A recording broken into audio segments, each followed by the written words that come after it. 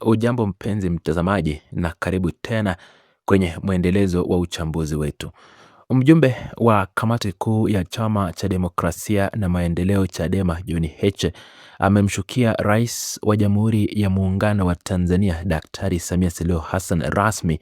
na kumwekea masharti 7 mazito kabla ya upande wa upinzani kukubali kuketi kwenye meza ya mazungumzo ya amani. Hatua hii imekuja mara baada ya Rais Samia Suluhu Hassan kutangaza kuwa sasa taifa lipo tayari kufanya mazungumzo na maridhiano na vyama vya upinzani na siasa nchini Tanzania kufuatia hatua yake ya kusaini mkataba wa makubaliano na chama cha ACT Wazalendo kule Arusha.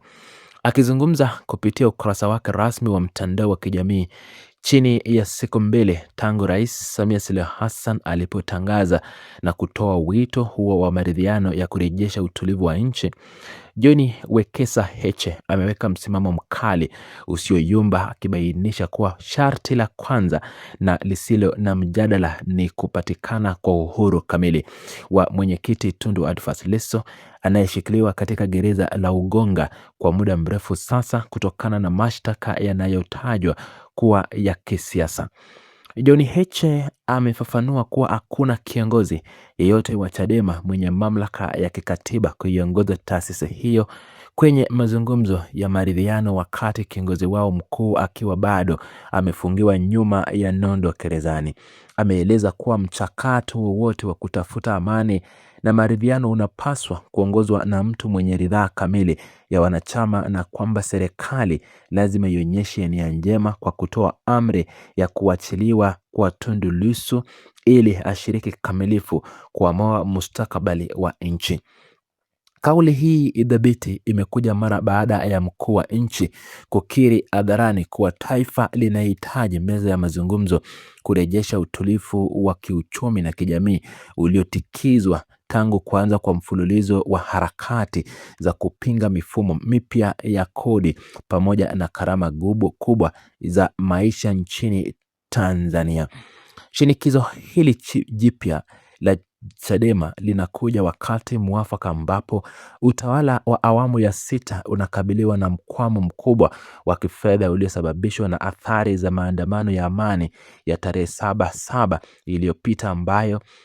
yalipelekea shughuli nyingi za kibiashara kusimama nchini nzima kufuatia wafanyabiashara kufunga maduka yao kwa hofu ya kutokea machafuko ya maandamano. Jambo hili limelimaza kwa kiasi kikubwa mamlaka ya mapato Tanzania yani TRA katika ukusanyaji wake wa kawaida na ada na ushuru wa kila siku na kusababisha mdororo mkubwa wa kiuchumi. Hali hii ndio inayomlazimu Rais Samia Suluhu Hassan kujitokeza hadharani na kueleza umuhimu wa kufanya mazungumzo ya amani ili kuzuia uwezekano wa kutokea maandamano mengine makubwa yaliyopangwa kufanyika tarehe 8 Agosti mwaka huu wa 2026 yanayoandaliwa na wanaharakati mbalimbali nchini. Zaidi ya hayo, ni kwa nini sasa Rais Samia Suluhu Hassan anahitaji mazungumzo ya kweli? Ni kwamba mataifa mengi yakiwemo bunge la Ulaya yameweza kuweka shinikizo la kifedha na misaada kuelekea nchi hii ya Tanzania. Vilevile seneti ya Marekani imezidi kuweka shinikizo kubwa kuachiliwa kwake kwa Tundu Lissu kwa hali na bila shinikizo, bila masharti yote, kwa kuwa hapo ndipo fedha nyingi za taifa la Tanzania linalotoka kwenye kufadhili miradi mbalimbali, na ukilinganisha kwamba hivi majuzi serikali iliweza kufanya bajeti na kupitisha bajeti ya taifa ya mwaka wa 2026-2027, na kwenye katiba hiyo mamilioni ya fedha ambazo zilikuwa zinategemewa kutoka wafadhili mbalimbali zimeweza kukwamiza, jambo ambalo limefanya Rais wa Jamhuri ya Muungano wa Tanzania kufanya namna ya kutaka kuleta mazungumzo ya mezani baina ya vyama vikuu ili kuonyesha kwamba kuna ushirikiano wa pamoja kwa mataifa yanayotoa fedha hizo ama mchango hizo za maendeleo nchini. Mbali na swala la kiongozi mkuu wa chama cha Chadema Tundu Lissu, John Heche vile vile ameweka vigezo vingine vya kijamii vinavyolenga kuhakikisha kuwa maridhiano hayo yananufaisha wananchi wa kawaida na sio tu viongozi wa ngazi za juu za kisiasa. Mwanasiasa huyo ameitaka serikali kuchukua hatua za haraka kupunguza gharama kubwa za maisha zinazowakabili raia wa hali ya chini kutokana na mfumuko wa bei ya bidhaa muhimu na kuanzisha mikakati ya uhakika ya kutengeneza nafasi za kazi kwa ajili ya vijana wa kisasi cha sasa. Amebainisha kuwa kama kijana atakuwa na ajira rasmi inayompatia kipato cha uhakika, atakuwa na muda au nia ya kuingia barabarani kuandamana tarehe 8 Agosti kwa sababu atakuwa akilinda maslahi yake binafsi na hivyo kutengeneza suluhisho la kudumu la usalama badala ya kutumia nguvu za kijeshi na moto za silaha. Sharti lingine lililotajwa na John Heche linahusu utoaji wa haki na fidia kwa waathiriwa wote walioathirika wakati wa harakati za nyuma, ikiwa ni pamoja na wale waliokumbana na ukatili wa vyombo vya dola katika maandamano ya tarehe 29 Oktoba mwaka jana na yale ya Sabasaba ya hivi majuzi. Mwanasiasa huyo ameeleza kuwa hakutakuwa na amani ya kweli kama familia ya waliouawa au kujeruhiwa zitafidiwa na maafisa wote waliohusika kuchukuliwa hatua za kisheria. Pia ameitaka serikali kutoa majibu ya kweli na ya kuridhisha kuhusu hatari ya kupotea kwa raia na viongozi wa kijamii waliotekwa katika mazingira tatanishi na hadi sasa hawajulikani walipo, akisisitiza kuwa maridhiano ya kweli hayawezi kujengwa juu ya msingi wa damu na vilio vya raia wasio na hatia. Ujumbe huu wa John Heche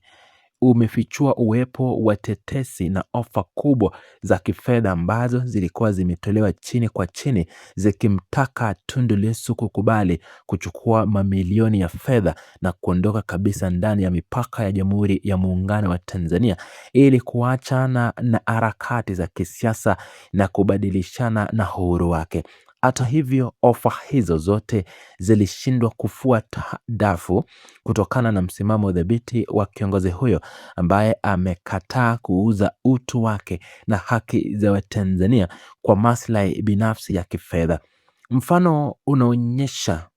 kuwa kiongozi wa kweli hawezi kununuliwa kirahisi na kwamba serikali haina chaguo lingine zaidi la kukubali ukweli wa mabadiliko ya kisiasa yanayodaiwa na nguvu ya umma mitaani.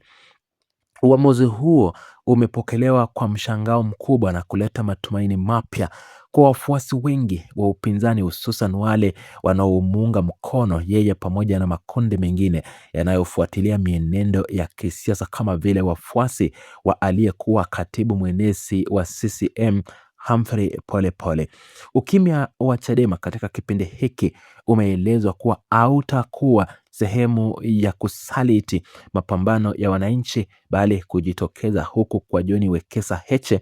kunaleta taswira mpya ya jinsi vyama vya upinzani vinavyoweza kutumia nguvu ya hoja na kadi za kimkakati kubadili uelekeo wa kisiasa nchini badala ya kukubali kila wito unaotolewa na watawala waliopo madarakani, huku harakati za vijana kwenye mitandao ya kijamii zikiwa nguzo kuu ya kuunga mkono kauli hizi, kwani wananchi wamechoka na hadi zisizotekelezwa. Hali hii inaweka serikali ya Samia Suluhu Hassan katika nafasi ya kufanya maamuzi magumu kati ya kukubali masharti hayo ya Sabasaba ili kunusuru uchumi wa nchi au kuendelea na msimamo mkali wa kutowaachilia wafungwa wa kisiasa, hatua inayoweza kuwasha moto mwingine mkubwa wa harakati hizo mwezi wa 8 kote nchini. Mzozo huu unaonyesha jinsi mifumo ya utawala inavyopaswa kukabiliwa na hoja za kimkakati ili kulinda misingi ya kidemokrasia na kuzuia mazungumzo ya juu ama yaliyotolewa ama yasiyoleta tija kwa wananchi wa chini wanaoumia na ugumu wa maisha. John Heche ameonyesha ukomavu mkubwa wa kisiasa kwa kuwahamasisha mjadala kutoka kwenye masuala ya kuwagawanya madaraka na kuingiza ajenda ya kitaifa zinazoguza maslahi ya kila siku ya raia, ikiwemo ajira, fidia na ulinzi wa haki za binadamu.